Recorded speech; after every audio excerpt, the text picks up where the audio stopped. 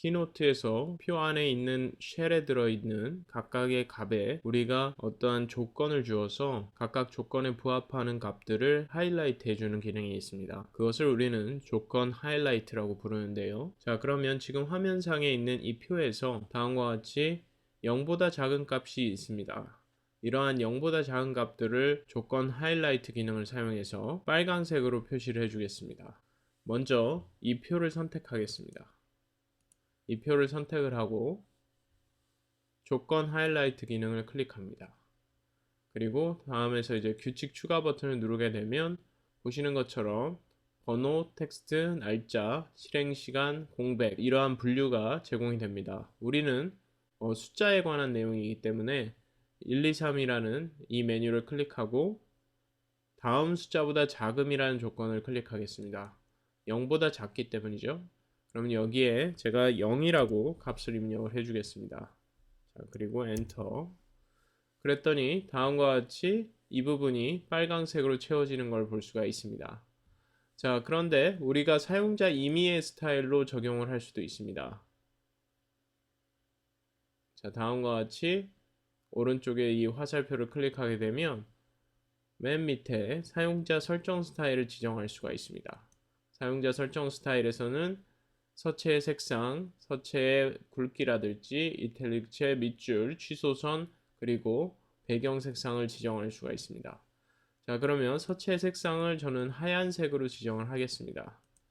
그리고 지금 색조 이미지가 들어가 있는데 이것을 빨강색으로 다음과 같이 표기를 하겠습니다. 자, 그래서 이 표에서 0보다 작은 값을 조건 하이라이트 기능을 이용해서 다음과 같이 표시해 주었습니다. 자, 그럼 다음으로는 이제 이 표에서 애플이라는 글자가 있는 이 부분을 노란색으로 표기를 해 보겠습니다. 우리가 표에 어떠한 규칙을 줄 때 규칙을 여러 개를 추가를 할 수가 있습니다. 규칙 추가 버튼을 다시 누르게 되면 다음과 같은 메뉴가 나타나고 이 상태에서 저는 텍스트를 클릭하겠습니다. 그리고 다음과 같음을 클릭을 하고요. 그리고 나서 애플이라고 입력을 하겠습니다. 자, 그래서 애플이라는 글자와 부합을 하게 되면 스타일을 어떻게 줄 것인지 여기서 지정을 할 수가 있겠죠. 저는 사용자 설정 스타일로 배경색은 불투명도로 0%로 주고 그리고 글자 색깔만 노란색으로 교체를 하겠습니다. 자, 그랬더니 옆에 보시는 것처럼 애플이라는 글 노란색으로 표기가 된 것을 확인할 수가 있습니다. 자, 그러면 지금 우리가 이 표 안에는 두 가지의 규칙을 적용을 하였습니다. 보시는 것처럼. 그런데 예를 들어 어떠한 특정 쉘에 두 가지 조건이 겹칠 경우는 어떻게 될까요? 어떤 사용자 스타일이 적용이 되겠습니까? 그 경우에는 가장 첫 번째 위치한 규칙에 영향을 받습니다. 그래서 여러분이 규칙을 왔다 갔다 움직이실 수도 있고요. 그리고 어떤 특정 규칙을 삭제하실 수도 있습니다. 자, 그리고 맨 밑에 위치한 이 설정 버튼을 누르게 되면 일치하는 규칙이 있는 쉘을 선택을 한다거나 모든 규칙을 지우는 이런 기능을 제공을 하고 있습니다. 그래서 일치하는 규칙이 있는 쉘을 선택을 누르면 지금 규칙이 적용이 돼서 해당 규칙이 부합되는 값들을 보여줄 것입니다. 자, 그럼 이번에는 90일이 넘는 값들에 대해서 조건 하이라이트 기능을 이용해서 표시해 주겠습니다. 여기서 여러분이 유념을 하셔야 될 부분은 90일이라는 것은 숫자가 아니고 이것은 기간이라는 별도의 데이터 포맷이라는 것입니다. 자, 그러면 제가 적용할 데이터가 있는 다음과 같은 쉘을 선택을 하고 쉘에서 조건 하이라이트 메뉴를 누릅니다. 그리고 규칙 추가 버튼을 클릭하고 실행 시간 메뉴를 눌러서 다음 실행 시간보다 클 경우라는 메뉴를 클릭합니다. 그리고 이 안에 90일이라는 기간 데이터 포맷이 들어가야 될 것입니다. 여기서 우리가 숫자로 90이라고 입력을 하면 안 되겠죠. 왜냐하면 숫자라는 데이터 포맷과 기간이라는 데이터 포맷은 다른 속성입니다. 따라서 우리는 이때 오른쪽에 위치한 이 메뉴를 클릭합니다. 자, 먼저 90을 지우고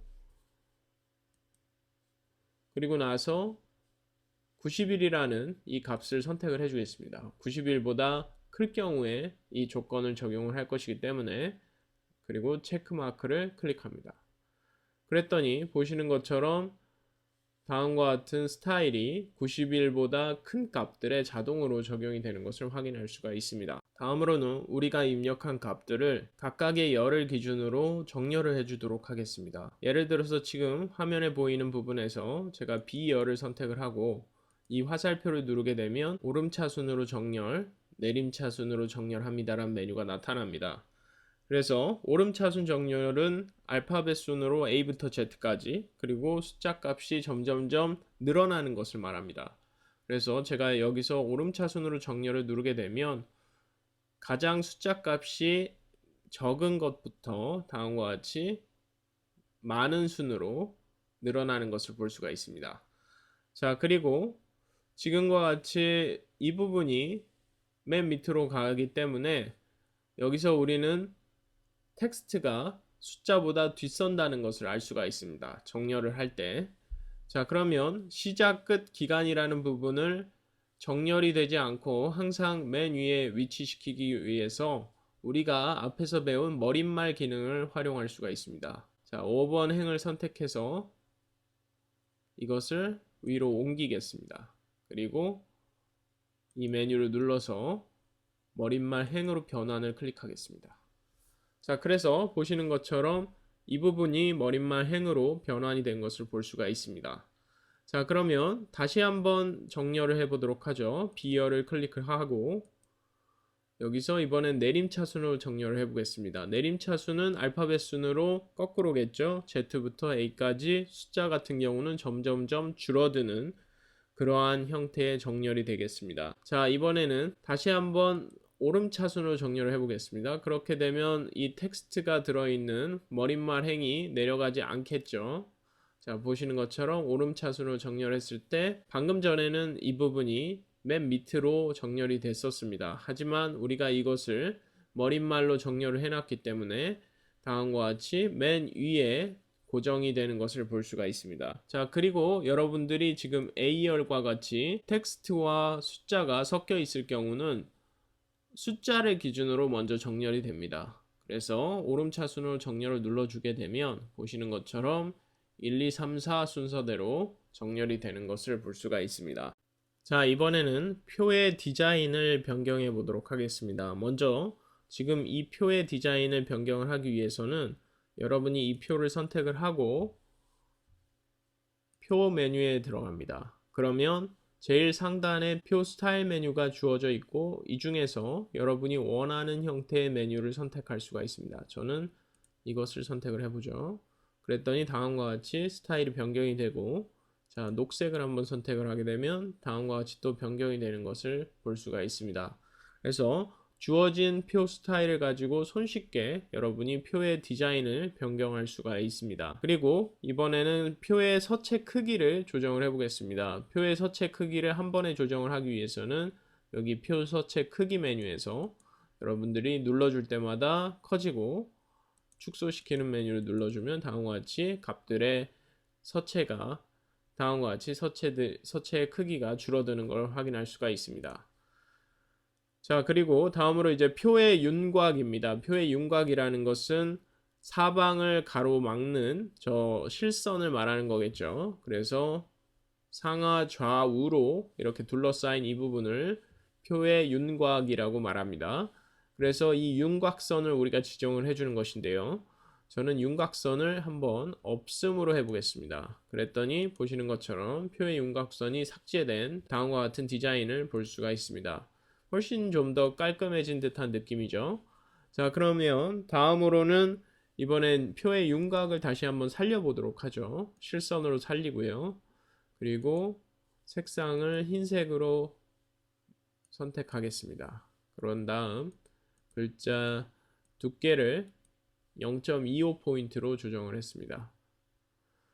자, 그리고 다음으로 이제 표 이름에 윤곽을 추가하기라는 옵션이 있습니다. 그래서 우리가 앞서 이미 배웠던 표 이름을 표기하는 옵션을 누르고 표 이름에 윤곽 추가하기 옵션을 클릭하면 다음과 같이 표 1이라는 표 이름에 다음과 같은 윤곽이 표시되는 것을 확인할 수가 있습니다.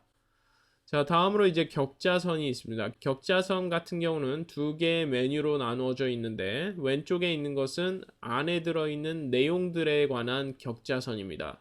그래서 제가 이 표를 선택하고 이 격자선을 꺼주게 되면 다음과 같이 안에 있는 값들을 나누어지는 격자선이 없어지는 것을 볼 수가 있습니다. 자, 그러면 세로 격자선을 다음과 같이 표기할 수도 있고요. 가로 세로를 다 표시할 수도 있습니다. 자, 그리고 오른쪽에 위치한 것은 머릿말입니다. 머릿말에 다음과 같은 디자인 속성을 적용을 할 수가 있는 것이죠. 자, 그리고 이제 다음으로 대체행 색상이라는 것이 있습니다. 대체행 색상은 여러분이 가독성을 살리기 위해서 행이 바뀔 때마다 다음과 같이 색깔의 변화를 주어 가지고 여러분이 표에 각각의 행에 있는 내용을 구분해서 읽을 수 있게 도와줍니다. 대체행 색상을 클릭하고 우리가 그 색상을 지정을 할 수가 있는데요. 저는 여기서 색상을 약간 이러한 색상으로 지정을 해 보겠습니다. 그리고 불투명도를 좀 주죠. 다음과 같이. 네, 그리고 나서 격자선을 없애보겠습니다. 자, 격자선을 없애고요. 자, 표의 윤곽도 없애보죠. 우리는 최대한 미니멀하게 디자인을 할 겁니다. 자, 그리고 다시 선택을 하고 표 이름도 다음과 같이 삭제를 하겠습니다.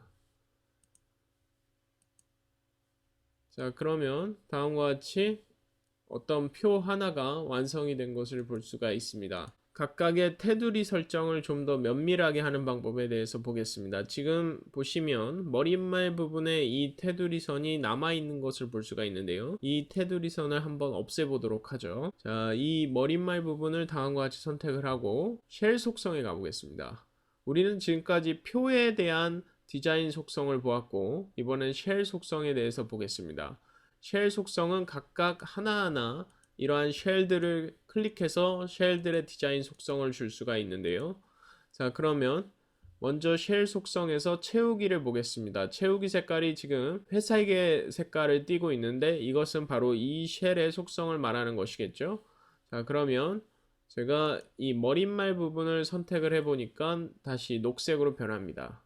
자, 채우기 속성을 확장시켜 보면 우리가 이 안에 고급 이미지 채우기, 고급 그라디언트, 뭐 이러한 다양한 색상 속성을 지정을 할 수 있다는 것을 확인할 수 있습니다. 자, 그리고 여러분이 이미지의 크기도 조절을 할 수 있다는 것을 볼 수가 있습니다. 자, 그럼 우리는 이제 테두리를 없애줄 것이기 때문에 테두리에 들어가서 다음과 같이 메뉴를 확장을 해보겠습니다.